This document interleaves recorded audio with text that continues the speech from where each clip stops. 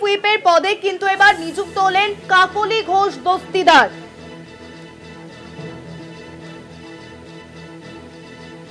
Phone লাইনের সঙ্গে রয়েছেন কল্যাণ বন্দ্যোপাধ্যায়।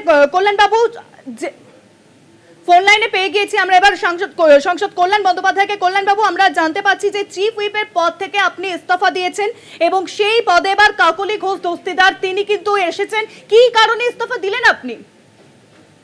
ডেপুটি লিডার ছিল, ডেপুটি লিডারই আছে। আমি চিফ হুইপের পদে রিজাইন করেছিলাম, কিন্তু জাস্ট 2 মিনিট আগে আমাকে অভিষেক বন্দ্যোপাধ্যায় টেলিফোন করেছে, জেনারেল সেক্রেটারি। সে আমাকে বলেছে, রিকোয়েস্ট করেছে 3-4 দিন এখন কাজ চালা, আমি আসি, তারপর বসে এগুলো সব ডিসাইড হবে। তাই আমি ফর দি টাইমিং 3-4 দিন যতক্ষণ না অভিষেক আসছে ততদিন আমি কাজ চালাচ্ছি। ওকে, অনেক ধন্যবাদ কল্যাণ বাবু। ফোন লাইনের সঙ্গে ছিলেন তৃণমূল সাংসদ কল্যাণ বন্দ্যোপাধ্যায়।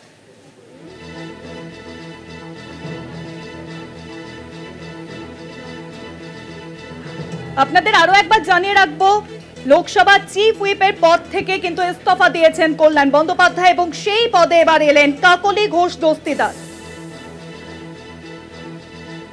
জানা যাচ্ছে যে সংবাদ মাধ্যমের সামনে বারংবার মহুয়া মৈত্রের বিরুদ্ধে মুখ খোলার জন্যই কিন্তু মুখ্য সচেতকের পদ খোয়ালেন কল্যাণ বন্দ্যোপাধ্যায়।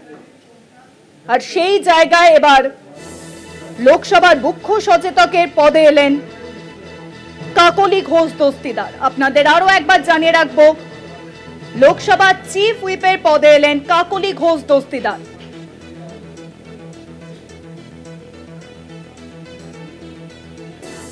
এই মুহূর্তে সবচেয়ে বড় খবর, লোকসভা চিফ হুইপের পদ থেকে ইস্তফা দিয়েছেন কল্যাণ বন্দ্যোপাধ্যায় এবং সেই জায়গায় এবার এলেন কাকলি ঘোষ দস্তিদার।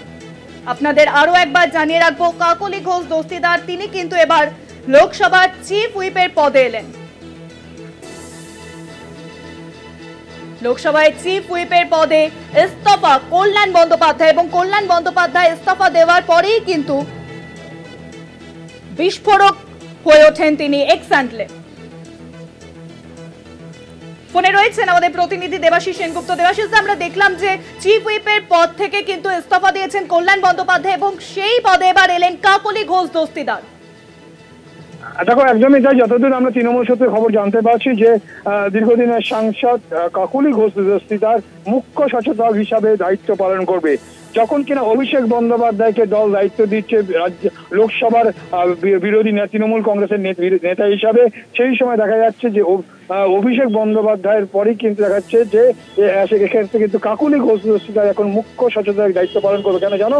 যে দীর্ঘদিন সুদীপ বন্দ্যোপাধ্যায় যখন দলনেতা ছিল তৃণমূল কংগ্রেসের, সেই সময় দীর্ঘদিন অসুস্থ থাকার পরে সেই জায়গায় মুখ্য সচেতক হিসেবে দায়িত্ব পালন করছিলেন সেক্ষেত্রে কল্যাণ বন্দ্যোপাধ্যায়, এবং সেই কল্যাণ বন্দ্যোপাধ্যায় ইস্তফা দেওয়ায় কিন্তু এবার থেকে সেই দায়িত্ব সামলাবেন কাকলি ঘোষ দস্তিদার মুখ্য সচেতক হিসাবে তৃণমূল কংগ্রেসের। অর্থাৎ একটা কথা স্পষ্ট, তৃণমূল কংগ্রেস যে আন্দোলন দিল্লিতে ঝাঁজ বাড়াবে এবং তাদের এই যে নির্বাচন, অর্থাৎ কাকলি দীর্ঘদিনের সাংসদ তাকে মুখ্য সচেতক করা, এর পাশাপাশি অভিষেক বন্দ্যোপাধ্যায় অর্থাৎ তরুণ তুর্কি নেতা তাকে দলের দায়িত্ব দেওয়ায় আরো কিন্তু ঝাঁজ বাড়বে, এমনটাই মনে করছে বিশেষজ্ঞ মহল। শুভাঙ্গী, অনেক ধন্যবাদ দেবাশিস দা। ফোন লাইনের সঙ্গে ছিলেন আমাদের প্রতিনিধি দেবাশিস সেনগুপ্ত। আপনাদের আরো একবার জানিয়ে রাখবো, চিফ হুইপের পদ থেকে কিন্তু ইস্তফা দিয়েছেন কল্যাণ বন্দ্যোপাধ্যায় এবং লোকসভার মুখ্য সচেতক পদে এবার এলেন কাকলি ঘোষ দস্তিদার। একের পর এক বিগ ব্রেকিং খবর। একদিকে যখন লোকসভা তৃণমূলের দলনেতা হলেন অভিষেক বন্দ্যোপাধ্যায়, সুদীপ বন্দ্যোপাধ্যায়ের জায়গায় কিন্তু তৃণমূলের সর্বভারতীয় সাধারণ সম্পাদক তথা ডায়মন্ড হারবারের সাংসদ অভিষেক বন্দ্যোপাধ্যায় তিনি হলেন লোকসভা তৃণমূলের